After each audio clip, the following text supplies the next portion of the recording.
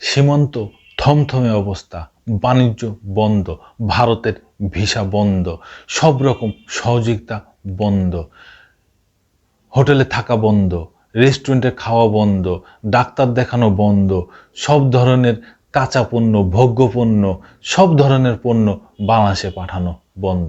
বাংলাদেশ কি মাগনা নেয়? বাংলাদেশ সব টাকা দিয়ে নেয়। বাংলাদেশ যা করে সব টাকা দিয়ে করে, আর ভারত যা করে সব মাগনা করে, ভিক্ষা নেয় বাংলাদেশের কাছ থেকে।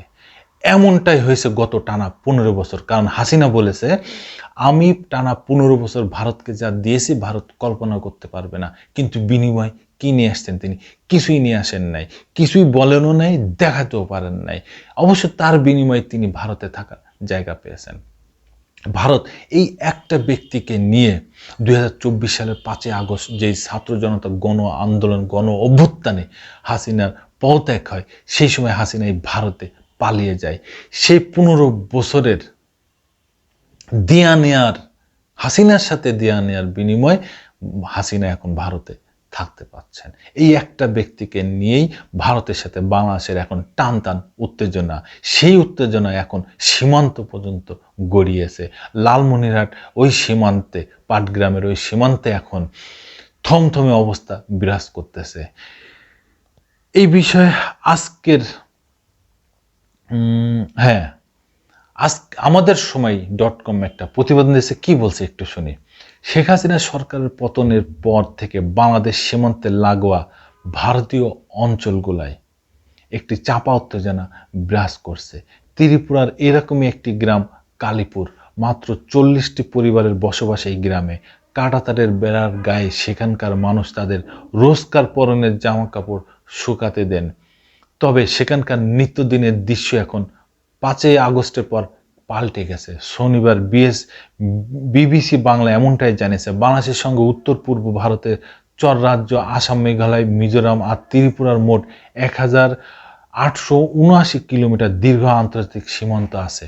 এর মধ্যে ত্রিপুরায় 865 কিলোমিটার সীমান্ত দীর্ঘতম। ত্রিপুরার উনকোটি জেলাতেই 73 কিলোমিটার আন্তর্জাতিক সীমান্ত আছে। সেখানে একেবারে সীমান্ত লাগোয়া গ্রামের সংখ্যা 15টিরও বেশি। কালীপুরও সেই রকম একটি গ্রাম। উনকোটি জেলার আরেকটি ছোট গ্রাম সামরুপাড়, সেখানকার বাসিন্দা দিলীপ দাসও সাম্প্রতিক পরিস্থিতি নিয়ে খুবই বিরক্ত। কারণ এইখানে যা চলতেছে সেটা আসলে তারা কল্পনাও করেনি। বিএসএফ উপজে এসে, এই যে নোম্যান্স ল্যান্ডে এসে, বাংলাদেশের সীমান্তে এসে তারা প্রায় 30 থেকে 35 জন শ্রমিক নিয়ে এসে তার কাটার বেড়া দিচ্ছে, এবং সেই তার উচ্চতাও প্রায় 4 কিলোমিটার।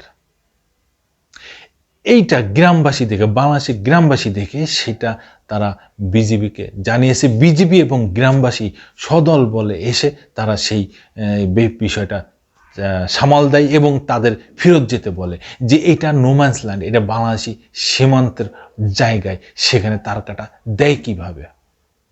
তারা এই বিষয়ে তর্কে জড়িয়ে পড়ে এবং একটা সময় বিএসএফ যে কোনো সময়, এটা আমার সঠিক জানা নেই, যে কোনো সময় বিএসএফ গুলি পর্যন্ত করে, সেখানে বাংলাদেশি একজন আহত হয়। এইভাবে টান টান উত্তেজনা বিরাজ করছে পাটগ্রামে সীমান্তে। সেখানে বিজিবি এবং বিএসএফ দুজনে উচ্চ পর্যায়ের প্রশাসনিক কথাবার্তা চলতেছে, মিটিং চলতেছে। কিন্তু বিএসএফ কি করতেছে? একটা ব্যক্তির কারণে বিএসএফ বারবার এই বাংলাদেশের দিকে বিভিন্ন সময় বাংলাদেশি মানুষদের তারা হত্যা করেছে, গুলি চালিয়েছে, কিন্তু এর বিনিময়ে বাংলাদেশ কখনো কিছু বলে নাই। কিন্তু এখন আর বাংলাদেশ সহ্য করবে না। তারা এখন চোখে চোখে কথা হবে, কূটনৈতিক পর্যায়ে কথা হবে, সমতার ভিত্তিতে তাদের কথা হবে, তাদের সাথে এইভাবে কথা হবে। তাদের এখন আর কোনো উপায়ন্তর না দেখে, কারণ এতদিন মাগনা ফাও খেয়ে এসে এখন তো ফাও পাইতেছে না, তো কি করতে হবে? সেই দিয়ে এসে গায়ে পায়ে পাড়া দিয়ে ঝগড়া করতে হবে। সেটাই তারা করতেছে প্রতিনিয়ত।